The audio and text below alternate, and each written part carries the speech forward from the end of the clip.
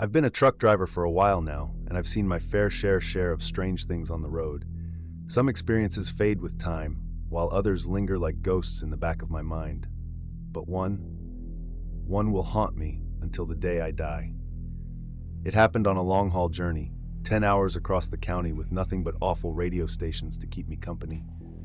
The night had long since fallen, and exhaustion was creeping in fast. I decided to pull into the next motel I found, no matter how run down it was, a mistake I'd regret forever. When I finally spotted a motel on the side of the highway, I pulled in without hesitation. The place looked terrible. Peeling paint, filthy windows, and a broken sign with half the letters missing.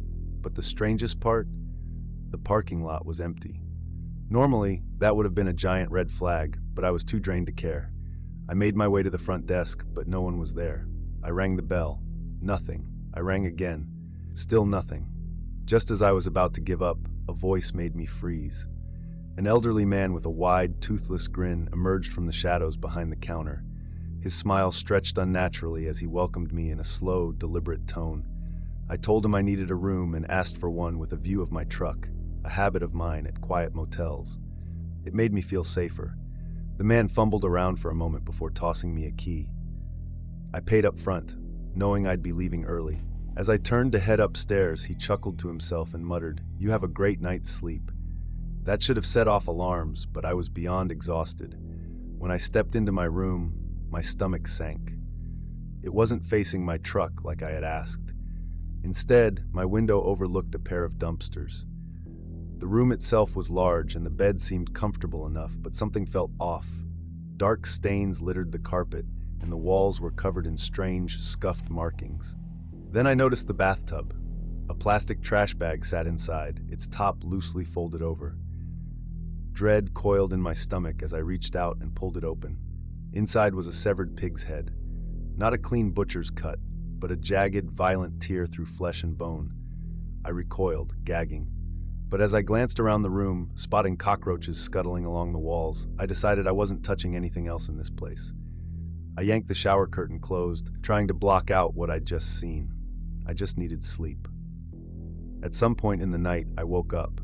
Not to my alarm, but to the sound of voices. It was 2 a.m. Who the hell would be up at this hour? I tried to brush it off as another guest, until I heard the unmistakable sound of a key in my door. Adrenaline surged through me. I bolted from the bed, heart hammering, and dove into the bathtub, cringing as my shoulder brushed against the plastic bag. I pulled the curtain shut and pressed myself flat against the tub. The door creaked open. Footsteps. Through a moth-eaten hole in the curtain, I caught a glimpse of a man in a ski mask standing over my bed. In his hand, he held something. A knife? A crowbar? I couldn't tell. Then, a whisper. "What's wrong?" It was the old man from the front desk. "He's not here," the masked man muttered. "Must have left earlier than we thought." Relief washed over me as I watched him turn toward the door. But then, he stopped. He turned back and walked straight into the bathroom. My breath caught in my throat. I squeezed my eyes shut, praying he wouldn't rip back the curtain. He stood there for what felt like an eternity. Then he coughed, spat something into the sink, and walked out. I stayed frozen until I heard the door shut and the sound of their voices fading into the night. Then I moved. I grabbed my bag and slipped out through the emergency exit, running to my truck like my life depended on it. As I started the engine and peeled out of the lot, I glanced up at the motel one last time. There in the window stood the old man, grinning. I drove nonstop for nearly 20 miles before flashing lights appeared behind me. A highway patrol officer pulled me over. "Did you know your back doors are hanging open?" he asked. I hadn't. When I stepped out to check, my stomach dropped. A large portion of my cargo was gone. The remaining boxes had been slashed open. Shaking, I told the officer everything. The motel, the old man, the masked intruder. His expression darkened. Then he said something that made my blood run cold. "That motel, the one 20 miles back, it's been abandoned for 4 years. The owner died there." That was the first and only year Dad missed Christmas. He was a long-haul truck driver, gone for weeks, sometimes months. But no matter what, he always made it home for birthdays and Christmas. Until that year. Mom had a bad feeling when he told her he had one last haul before the holiday. He promised he'd be back by the 23rd, but nature had other plans. His route from Minneapolis to Billings took him straight into the heart of a blizzard. Snow blanketed I-94 in an unbroken sheet of ice. He thought about stopping but pushed on. Then the road made the decision for him. An hour from Billings, his rig hit black ice. The trailer jackknifed, and he slid off the highway, buried in 2 feet of packed snow. He was lucky to be unhurt. His truck, however, was stuck. His phone had no signal, and the roads were empty. The emergency radio crackled with static before a dispatcher confirmed the obvious. No help was coming until the storm let up. Christmas came and went. Mom tried to stay strong, but we all felt the absence. Late Christmas night, the phone rang. It was Dad. Relief washed over us. He was safe, but something was off in his voice. He promised he'd be home soon. 2 days later, he walked through the door with gifts and hugs, but he was different. Quiet, distracted. I was too young to ask why. I didn't know then that he never drove I-94 again. Years passed. We had our own families. One night, while sitting on the porch with whiskey and cigars, I finally asked, "You ever see anything creepy on the road?" Dad was a storyteller, full of wild tales, but this time he hesitated. He finished his drink, his eyes dark and distant. "You remember the year I missed Christmas?" I nodded. "The snow saved my life that night," he said. "It also trapped me with something that wasn't supposed to be there." The highway was barren, just white fields and shadowed foothills. He climbed into his sleeper cabin and tried to pass the time with a movie. He dozed off, only to wake hours later to silence. The truck had died. He climbed into the cab. The keys were still in the ignition. He turned them. The engine screamed, a gurgling, clanking mess. Steam hissed from under the hood. Every warning light flashed at once. He killed the ignition and stepped outside into the frozen void. Snow crunched beneath his boots. The silence was thick, unnatural. When he opened the hood, he froze. The engine was shredded. Oil and coolant painted the inside like something had clawed through it. He crouched and looked underneath. That's when he saw them. Footprints, not boot tracks, bare, human-shaped prints leading away from the truck, disappearing into the trees. His breath turned to ice in his throat. Then, movement, just beyond the edge of the trailer. Something was watching. He bolted for the cab, locked the doors, and grabbed the pistol from under his seat. He waited, heart hammering. Hours passed. The wind howled. Then a new sound, a thump, a second, a third. Something was climbing his trailer. The noise moved, deliberate, coming closer to the cab. He raised the gun, but the second he was sure it would appear, silence. Minutes stretched to hours. His head drooped. And then, the dream came. He was walking through a dark forest. The trees loomed, twisted like grasping fingers. A rhythmic ticking filled the air. He found the source, a grandfather clock half buried in the roots. Its pendulum slowed. The wood warped, melted. Then the figures emerged. Pale, elongated things with hollow eyes, grinning mouths. They crept from the darkness, whispering. He ran. A force slammed into his back. He woke with a strangled gasp soaked in cold sweat. Something moved at the window. His eyes snapped up. A face stared in. Pale, gaunt, inhuman. Without thinking, he fired. The gunshot shattered the night. When he looked again, the face was gone. He checked his phone. Only 5 minutes had passed. The night stretched on. He fought exhaustion, but at some point he lost. When he woke again, he was standing outside, in the snow, miles from his truck. He didn't remember leaving. The forest surrounded him. Then movement, a figure crouched in the darkness. The same face, the same thing. It shimmered, shifting, unnatural. He ran, blindly, desperately. Branches tore at him, but he didn't stop until he smelled smoke. A cabin stood in a clearing. He banged on the door. An old man answered, shotgun in hand. "What are you doing out here?" Dad stammered an explanation, expecting disbelief. Instead, the man's face hardened. He peered past my father, into the trees. Then he yanked him inside and locked the door. "Lot of weird things in these woods," the man muttered. He set the shotgun beside him and listened. Dad described the face. The man paled. "That's new." They sat in silence. The fire crackled. Outside, the wind howled. And then, something laughed in the woods. Not a human laugh, not an animal sound. Something wrong. It echoed between the trees, getting closer. The man loaded his gun, motioning for Dad to stay down. The laughter came again, just outside. Something scraped against the wall. Then silence. They waited. An hour, 2. The old man nodded. "It's gone, for now." Dad stayed till morning. When daylight came, the man led him back to the highway. His truck was still there, dead in the snow. No footprints, no signs of anything. But Dad never forgot, and he never drove that road again.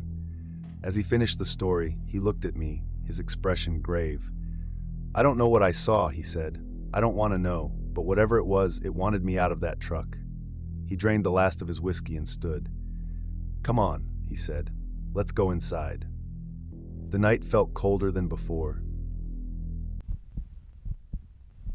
Curled up in the wreckage of my ruined delivery truck, trembling and waiting for the inevitable, I couldn't help but think this wasn't how I envisioned my day ending when I woke up that morning.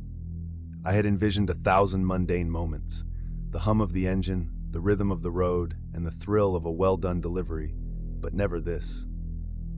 Hours behind the wheel had dulled my senses as I traversed the lonely, twisting roads of the state forest. My route, remote and quiet, was often devoid of company, except for the occasional wild deer that seemed far too comfortable among the trees. A garage 3 hours from the base was my destination. Driving a straight path should have taken me there in 8 hours. But I had grown accustomed to the isolation. It felt almost isolatingly peaceful. However, the solitude played tricks on my mind.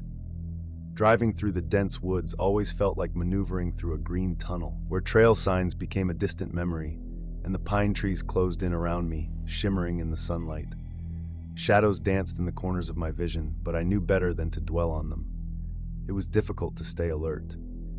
The stories of drivers colliding with the wild were buried deeper in my thoughts. Hitting an animal would surely turn my truck into a twisted heap of metal. "Use your brain," I'd tell myself. "Stay focused. You have a job to do." I often joked with my boss about mounting a metal barrier on the truck's front, like the old steam train cowcatchers. Unsurprisingly, he didn't share my humor. Instead, he rolled his eyes, muttering something about wasting the company's money as I drove past. But on that fateful afternoon, as I veered slightly off course, something big and brown broke through the stagnancy of the forest.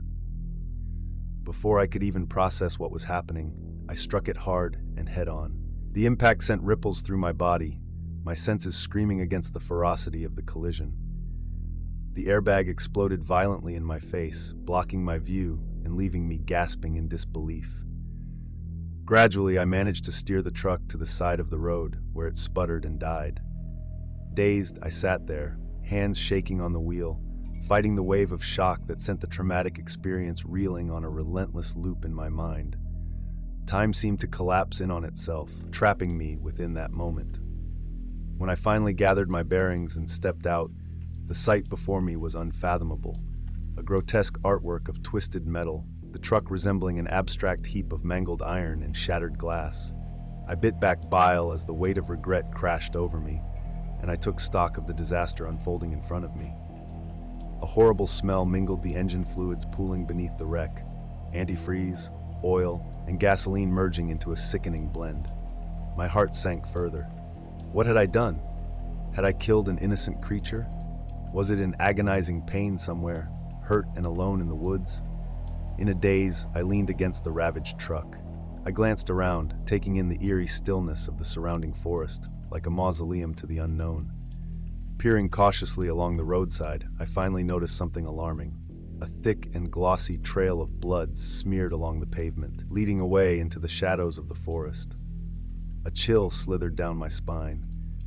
It dawned on me that the world beyond the truck had taken on an ominous quality. The woods seemed alive in a way I had never recognized before, and I wondered whether I could dare follow that trail. Summoning courage, I began to walk along the blood trail, my heart racing with every hesitant step. The silence felt suffocating, as if the forest held its breath for what would come next. Overhead, the tree's branches twisted and turned like fingers gnarled and grasping at the fading light, casting long shades on the ground below. The forest bore an uncomfortable stillness. I thought of every horror story I had ever heard, the unsuspecting travelers on forgotten paths, swallowed whole by darkness. I steeled my resolve, pressing onwards. Somewhere deep down, I felt an inexplicable compulsion to find out what had happened, to know if the animal I struck was suffering. Deeper still, I ventured into the gloom, casting aside rationality. I could hear the faint rustle of leaves, and my skin prickled with trepidation.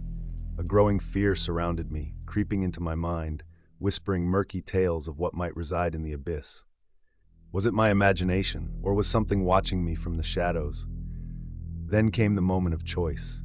Ahead of me, a faint glimmer flickered against the backdrop of dense trunks. Heart pounding, I approached, and as I did, that shimmer slowly morphed into something else, a massive, imposing figure that stood sentinel-like among the trees. Suddenly it blinked. I froze instinctively, fear anchoring me in place. My breath hitched as I squinted to get a better view. The shape spoke of primal power, muscles twitching beneath a thick pelt. I couldn't discern clearly, but it wasn't entirely animal, at least not the sort of creature I could fathom. Instinct screamed at me to turn and run. I backed away carefully, every step an effort to remain silent. But as I turned, I noticed something, a small wooden sign partially obscured by brush. In the dim light, I read the faded letters that spelled out a chilling warning. Beware, natural habitat established. It struck me like a thunderbolt. This wasn't just any forest. This was a sanctuary. The creatures that lived within these trees were protected, hidden from human eyes for generations. How many stories had I heard whispered about beings that roamed these woods, nearly mythical in nature? Just as I started to back away, the ground trembled slightly as the figure shifted just beyond my sight. Panic spilled over into my limbs as I turned and fled toward the truck, adrenaline surging through my body. As I pushed past branches and foliage, I felt powerful limbs brush against my skin, imposing shadows flitting at my heels now. Had I tempted the forest's wrath by venturing too close? Was whatever creature I encountered now stalking me? My heartbeat thundered in my ears as I broke through the trees and stumbled blindly toward the road. I just nearly crossed the threshold of survival when I was met with the sight of my truck, overturned and gutted like a prey animal laid bare. At that moment, absolute hopelessness struck me, and then it hit harder. A low, rumbling growl reverberated around me, echoing off the trees that lined the road. I turned slowly, dread pooling in my stomach. The silhouette loomed behind me. It wasn't just a figment of my imagination. I stood there gaping, paralyzed as it appeared from the shadows, colossal and fierce, its eyes shimmering like embers in the darkness. An inhale caught in my throat. It felt like the air turned electric, charged with the tension of dread. Instinctively, I dashed toward the side of the truck, hoping to find refuge inside. I could feel the ground tremble as the creature stalked forward. I fumbled as I hopped through the side door, heart racing, adrenaline coating my limbs in sweat. Inside, my gaze was fixated on the crumpled mess that used to be the driver's seat. I clutched my phone, my only connection to the outside world, and pressed against the door, hoping against hope. I wasn't about to die here. The creature's claws scraped against the metal, a sound like thunder. I closed my eyes, telling myself to think. The cabin trembled as its weight bore down on the vehicle. Every creak of metal felt ominous. "Don't panic," I murmured to myself, my voice hoarse. But the screams of fear drummed in my ears, threatening to drown any semblance of rationality. I reached down, fingers trembling against the phone. Maybe there was still a chance. I flipped through the contacts, praying someone might hear my frantic cries. I barely managed to press the dial when the vehicle quaked again, as the massive creature struck harder against the truck, finding no release for its rage. When the screen flickered to life, I realized my signal was non-existent. I was marooned in isolation, each second counting down like a death clock. The determination to survive kicked into overdrive, and all thoughts of civil humdrum melted away. This was a primal dance of life and death. As I pressed against the door, listening to the sounds of destruction unfolding around me, I saw the radio blinking, the words "no signal" flashing ominously. Just then I caught sight of my note, the message I had scrawled before. Hit an animal, truck damaged, stranded, send help. It felt like a forlorn sanity. I would need to rely on hope if there was any left. Then the air changed. An electrifying stillness swept around me, hinting at an unspoken promise. Through the wobbling glass, the world outside shifted and my pulse quickened. The creature paused, muscles coiling as if it sensed something. What was it waiting for? In that moment, I understood. It heard something approaching, far beyond my own fear. An engine revved in the distance, its roar a herald of freedom. The creature turned, and I felt a rush of ethereal hope. If I could just hold out a little longer, I might survive this nightmare.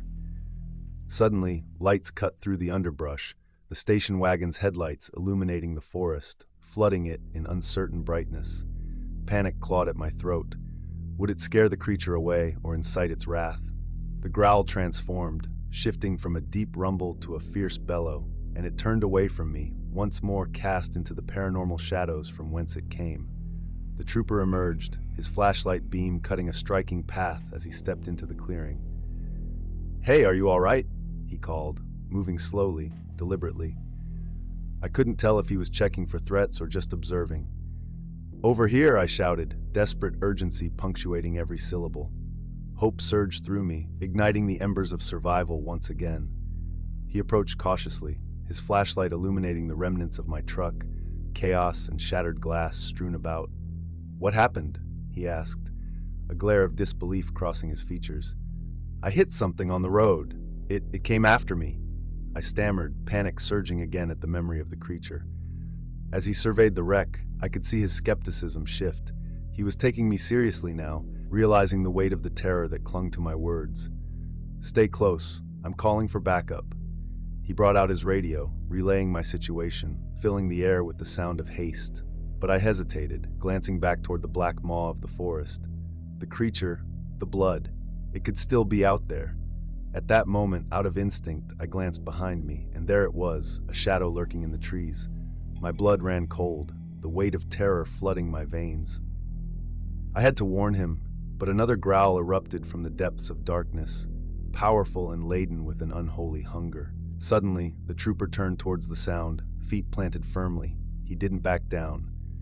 With a rush of steely resolve, he readied his flashlight, taking firm and confident strides into the shadows. "Get in the car!" he yelled, urgency permeating his voice. As he descended into that dense copse of shadows, I realized that I could still escape. My heart raced as I threw myself through the passenger door and tore across the seats, gripping my knees tightly against my chest. The trooper's voice echoed along the clearing, firm and assertive, his flashlight piercing through the black canopy overhead. I could see the glow of his light flicker ominously, shadows flitted and danced around him.